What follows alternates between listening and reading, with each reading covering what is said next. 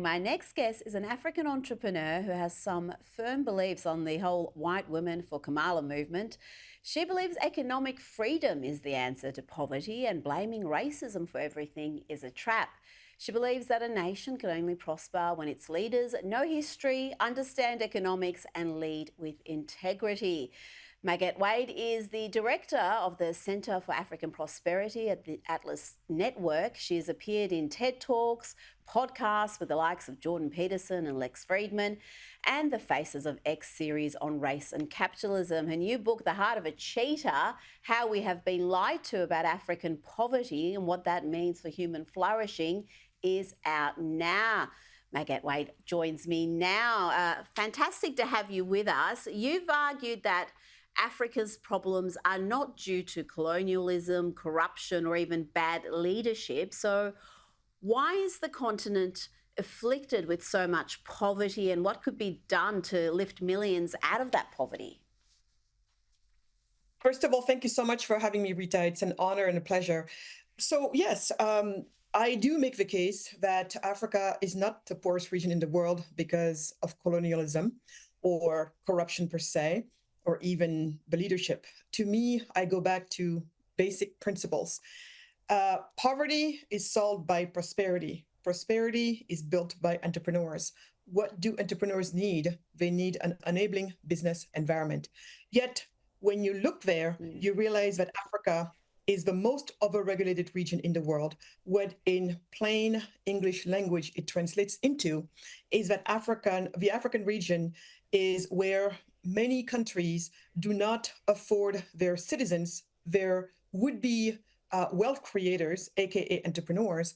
That's a region in the world where they have the least economic freedom.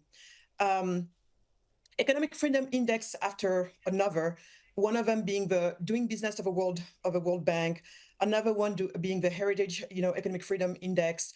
All of those indexes that measure how hard or easy it is to start and run a business anywhere in the world systematically show what it is that I have gone through as an entrepreneur on the ground in Africa, and always being able to compare it to also being an entrepreneur in a rich nation like America. What these indexes show time after time, year after year after year, is that it is harder to do business in almost anywhere in sub-Saharan Africa than it is anywhere in Scandinavia. In other plain English words, Scandinavian nations are more capitalist than most African nations. You're right. And you've also made the point that blaming racism for everything is a trap for Black people, and that they need to be aware of that and have conversations around that. It's an uncomfortable conversation for many, particularly in the West, where identity politics and victimhood narratives have really taken a firm hold. How is that reality check on race being received? Do you get a lot of backlash from US, UK when you make statements like that?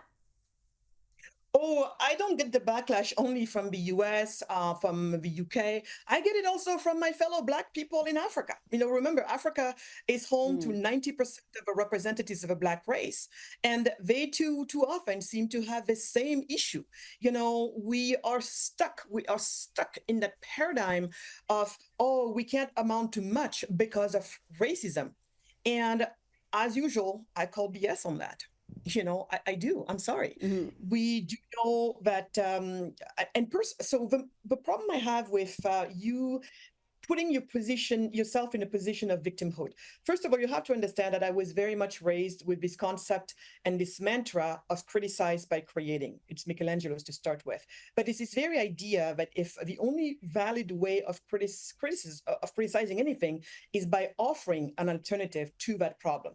It doesn't necessarily have to be the right solution, but like my father would say, he would say, don't come to me with your problems. I want to know that you have thought of solutions, and I don't need you to necessarily have a right solution, but I just want to know that you are in solutions mode. Because guess what? When you are in solutions mode, you are in I own my agency mode. And that's the only mode That's from it. which any solution can come from. And so that's a trap. When Well, you're that's thinking, yeah. Yeah, when you think you're destined to be a victim your whole life because of the color of your skin, it can be a self-fulfilling prophecy. Before you go, the White Women for Kamala movement was launched. We saw that Zoom call featuring hundreds of white females giving each other tips on how to not speak over or misrepresent Black people. Let's have a quick look. BIPOC women have tapped us in as white women to step up, listen, and get involved this election season. As white women, we need to use our privilege to make positive changes. If you find yourself talking over or speaking for BIPOC individuals, or God forbid, correcting them, just take a beat. And instead, we can put our listening ears on. Oh, gosh. What do you think of that whole white women for Kamala, the not talking over BIPOC women, always having this instructional about how to deal with Black folk? How do the modern Democrats view Black people, in your opinion? Well, you see, for me, and I had this little argument online with some people who are like, oh, we're just trying to help you. You need to take the help. And I'm like, so for me, it's not so much Democrats, it's so much Republicans. I am quite frankly disgusted. And this woman makes me want to vomit. As I was watching this again, I was just like, ugh. And first of all, do not proceed to call me BIPOC or any other words like that, please. And really, I hate all that I expression. see it's disgusting. So that video, you know what I see, Rita? I see, this is how to handle the monkey. This is how you deal with the monkey. And I'm not the monkey, thank you very much. So your condescension, I will always have I don't care who you are, I don't need your condescension. And that's what disgusts me in all of this. Look at her. I mean, just look at her. Yeah, I am with you 1,000%. As a BIPOC woman, or whatever they call us, the way they speak to some ethnic minorities and particularly Black folk, it is just so condescending and just drips of the bigotry of low expectations. We've loved having you on the program, Magatte, and we'll speak to you again. Thank you so much for your time this evening. Thank you so much for having me. Appreciate it.